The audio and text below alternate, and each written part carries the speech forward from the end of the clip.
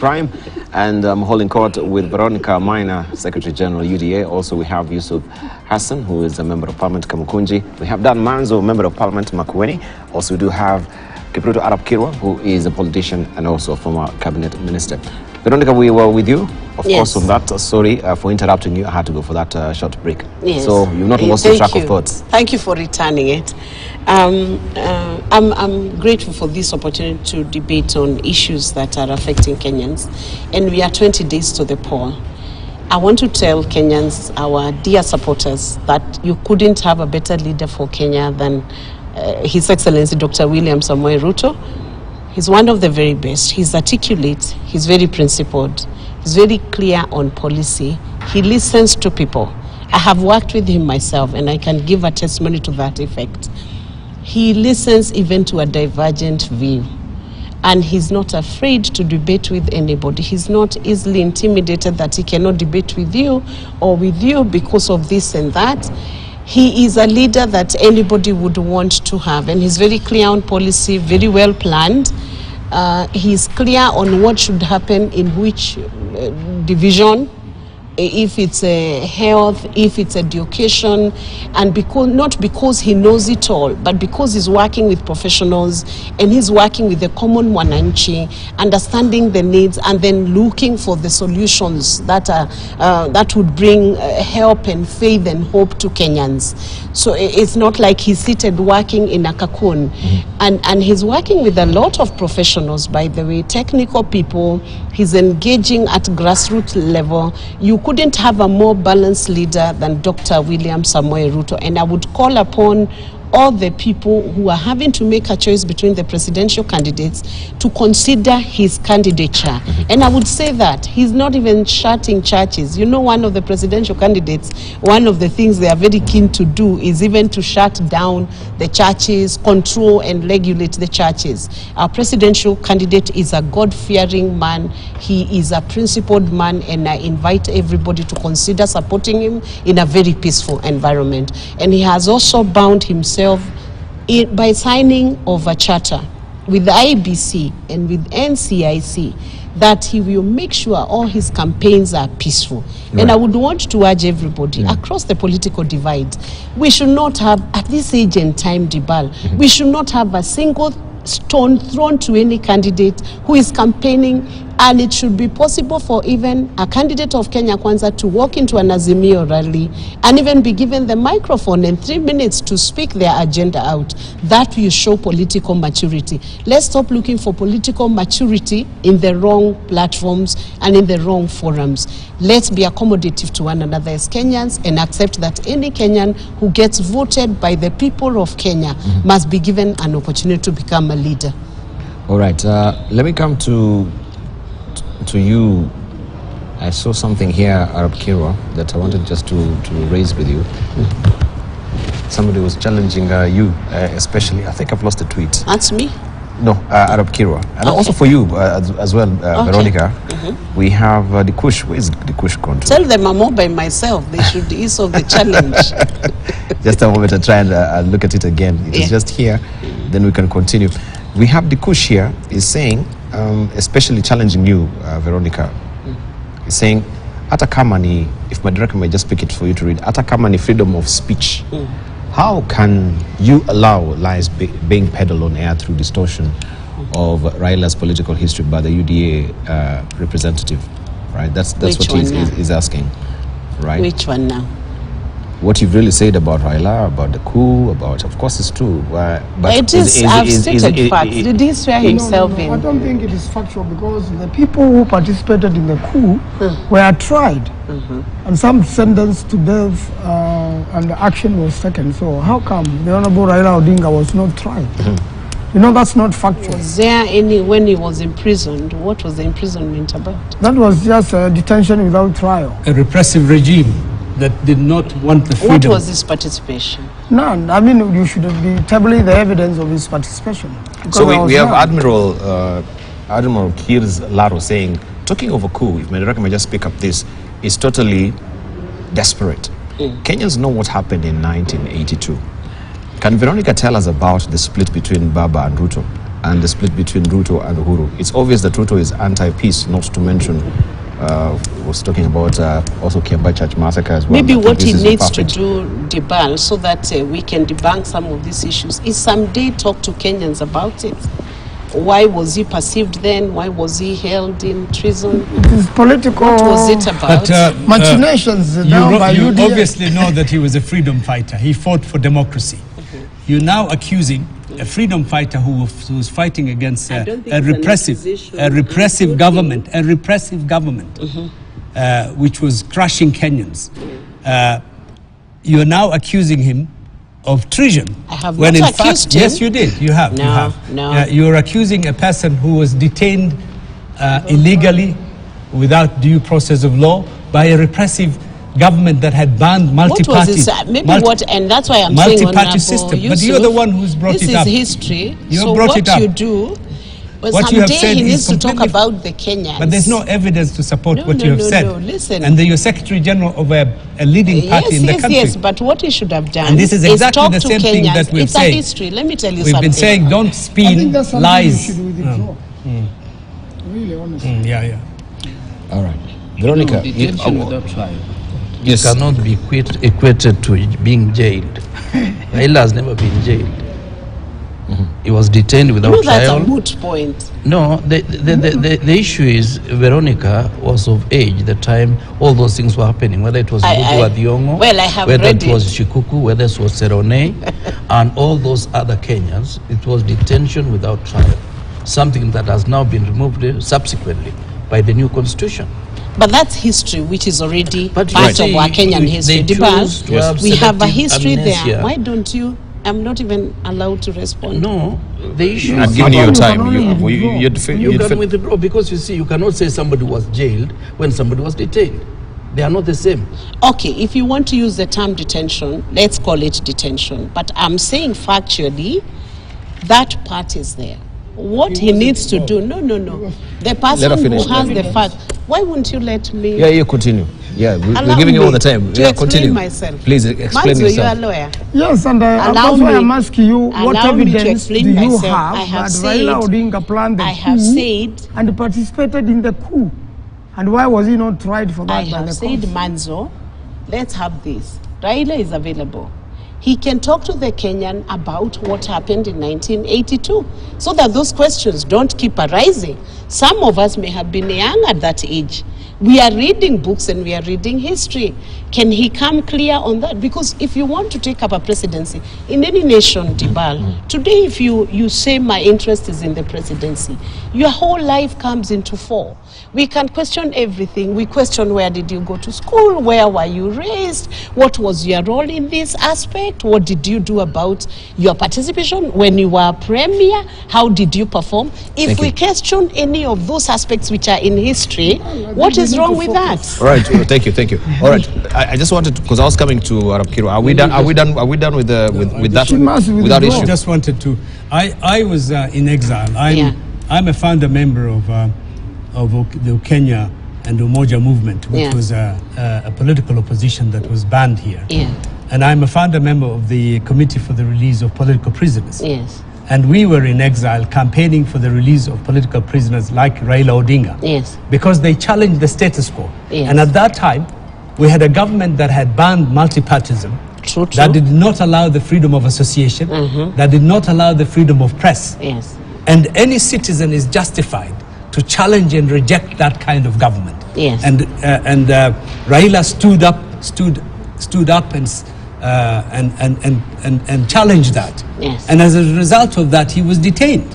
So, and then the 1982 coup d'etat, the wrongs and rights of it, you have associated him to be one of the perpetrators of that. No. Which is not what the we case. need to agree on Abu Yusuf. And what you're now telling me, objective. Don't throw words. What you're now telling us is that Raila Odinga, no, let me finish. Raila Odinga is part of that radical revolutionary change history of our country. And your candidate, the DP, is part of that reactionary repressive system.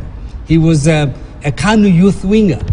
And so if you put what you have presented here. How many political parties were there during that season of KANU? It was a one-party state. They were banned. They were banned. Yes, they were banned, and that is not in dispute. Let me ask. So it was not a legitimate government in any way. All right, sure. Okay. Okay, let's Veronica. Veronica, go on. Why it's dangerous? Yeah, no. Just go on. Just go on. Thank you. Go on. To not allow me to even have a right to respond. Just go on. I want to ask a simple question. Was there a coup in 1982? Yes, there was a coup. There was a coup. An attempted coup. Yes, an attempted. There was an attempted coup. Okay, let's say it's an attempted coup. Why is it that an issue today? Let her finish. Yes. Let her finish. You talked about the reform. You don't even want me to respond, Honorable Yusuf. You talked about the reformists, and I was just looking at the aspect of the reformist and the democracy that you are talking about, the fighting. I have only scratched the surface and asked, was there a 1982 coup, an attempt of 1982 coup? Was he ever mentioned or even detained without trial in that 1982 coup? Is it a yes or a no? Maybe I have my facts wrong. You know, as just a lawyer, help me. No, but you said it. No. You said it as a that he was. Are you finished? Yeah. Help us here so that we don't carry. Just a moment, Mazu. Just a moment. Okay. Misinformation and disinformation. Please protect me so that I can ask the question. Okay. Was there an attempt, a 1982 coup attempt? That was Raila mentioned or detained without trial on account of that attempt? Yes, he was. Thank you. If that is the case, that is the issue I have raised here. Okay. And I've said, let's restrict. Just a moment. It's a question related to that. Just a moment. Was he tried and convicted of an attempted coup? He was not. No. He was not. So he never participated. What I'm saying, Thank you. What was his participation? Thank you. We are on the same page Veronica, let me intervene. Let me intervene because we're strapped for time. But I think the question you asked before we went off rails to Raila was, what is... You can just give us two overarching achievements that we can learn from Ruto that I can actually put him on a good pedestal to lead us as Kenyans, you know, to the next year. No, because this is what because they've enumerated. I'm not going to take that. Just a moment. No. Veronica, they've enumerated what Raila has done. They've enumerated what Raila has done. I am going to give you one of the biggest achievement of the Deputy President as a Minister for Agriculture. That was the first time that fertilizer, the cost of fertilizer and farm inputs was brought down under his regime. During his tenure in the Ministry of Education, he had reforms, a backup of reforms, and he also introduced the TVETs. You see the TVETs we have today? It was him who introduced the idea of TVETs that are now being enjoyed by the Kenyans. And when you come to the electrification, the rural electrification, even this last mile that was carried forth by the Ministry of Energy, he is the one who single-handedly pushed that program into being. This is the Those are achievements. All right. These are the achievements of Uhuru Kenyatta. Thank you. You've made the point. Thank you. No. You are claiming Uhuru Kenyatta. Okay, all right, thank you. Can I say this? The problem with you people, let me ask you. Hii ni mafanikio ya Uhuru For Kenyatta. political reasons. Kazi ya Uhuru Kenyatta. For political reasons. During the first tenure of 5 years, this nation grew. The Ruto government, the first term, this nation moved from one step to the other. Even the economy grew. Thank you. The second tenure, the chief advisor of the president was Honorable Raila Amolo. Thank you. Right. Just one point. Look at the gains we have to do. You know, the they first are still complaining about an economy which is not working, is, even when he's the chief advisor. Giving you a good these achievements. She forgets to mention the fact that when he was the Minister for Agriculture, he was suspended because of massive scandal in that ministry. Secondly, it is this double standard that the achievements, the great achievements of Uhuru Kenyatta's government. Just hang on, Veronica, please, let's just observe some decorum. I give you time, Mazo give you time. Just let Mheshimiwa. She acknowledges, UDA acknowledges the great achievements of Uhuru Kenyatta's government, the electrification, the TVET, and all these other, the massive construction of our road network. Yet, when they talk about the problems of this country, they associate it all with Uhuru Kenyatta. The victories and the achievements become that of the deputy president. This is the double standards they're playing all the time. All the thing, that she has mentioned are the achievements of the government of Uhuru Kenyatta, and not Ruto. William Ruto. Yes. Right. Okay. No. Let me come to Arap Kirwa right now, because there was a tweet I wanted to raise here, and if my director will just pick up this. Kenti Isowe is asking, ask Kirwa and Azimio whether their manifesto is talking about the soil testing, research, and all the things he's criticizing in Kenya Kwanza manifesto. Well, I think, unlike me, who has read both manifestos, we are talking about those issues. What he needs to do is just go back and look at the points that we have raised in our manifesto. The second issue is that, yes, let me admit that William Ruto has been able to implement certain programs, starting with the TVET. That was started by Sally Koskei when she was Minister for Higher Education. William came and implemented. The issue of fertilizer reduction in terms of pricing, it was in our PNU manifesto. And if they care to look at the PNU manifesto, we were very vigorous in trying to reduce the cost of farming, including the reduction of prices of fertilizer. Anomalous statement that they have always invariably made is that fertilizer during my tenure was 6,000 shillings. What I know, at National Cereals and Produce Board, fertilizer was 1,800, but for top dressing, it was 1,400.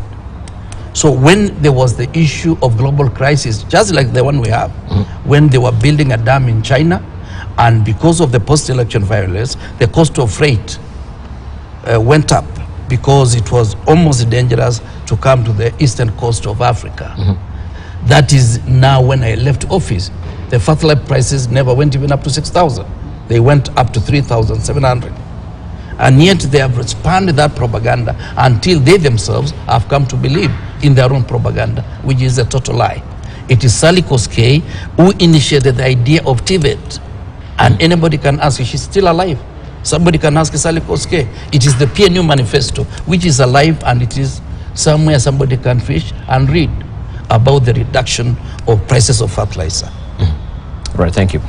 We are strapped for time. I know it's a big day today, looking at the running mates debate that will be happening. What is your expectation? What is expectation? Let's just begin with Yusuf. Dan Mazo. Well, what is the expectation today? I expect... Sorry? Should we do next? We'll do next. Yes. Well, I expect a very serious debate. You know, the Honorable Mother Karua has a history as a reformist, and her mind is very clear on what our mission to build a better Kenya is. That's why she is now the running mate of the Azimio presidential candidate. I really expect, very brainy debate, and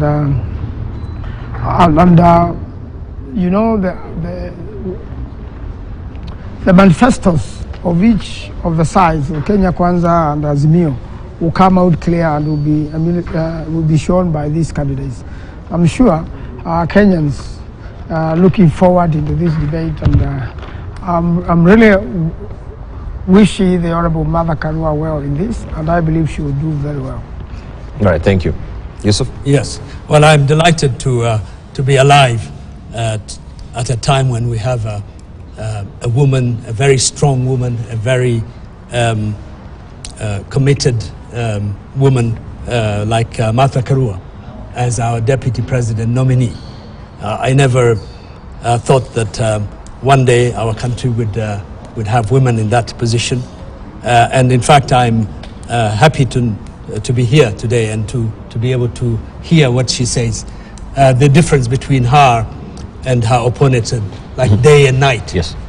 Someone who has stood up for this country, someone who's fought for the people of this country, someone who has been a change agent and a strong woman participant in our politics, is going to be in that debate.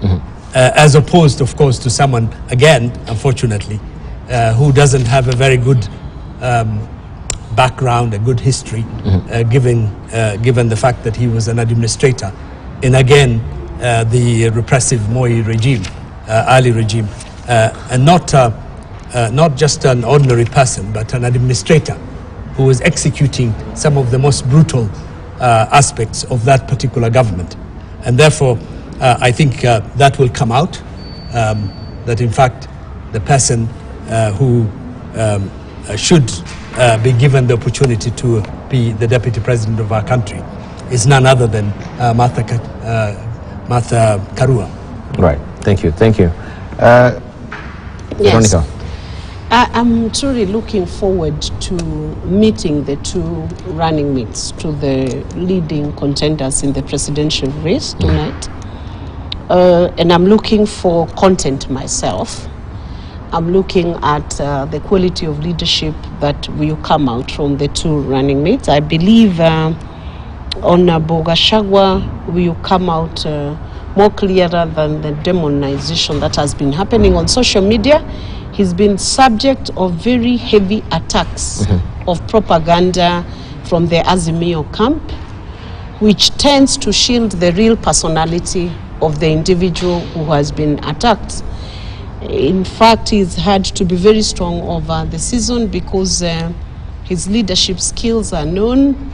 He has single-handedly stood against very serious repressive issues of the current state and governance, especially on the issue of state capture. He's been very vocal about it.